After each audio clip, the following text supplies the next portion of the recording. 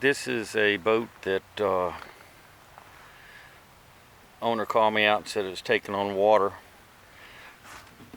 Inspected the boots, they seem to be okay. Inner shift cable boot, transom seems to be solid and sealed. What I did find out though was how much play is in the drive.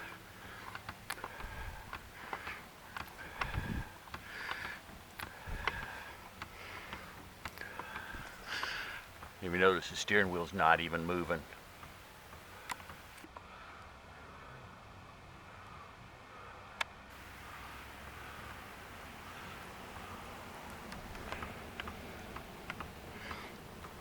So steering pin's just completely worn out, and also that it's got play up and down.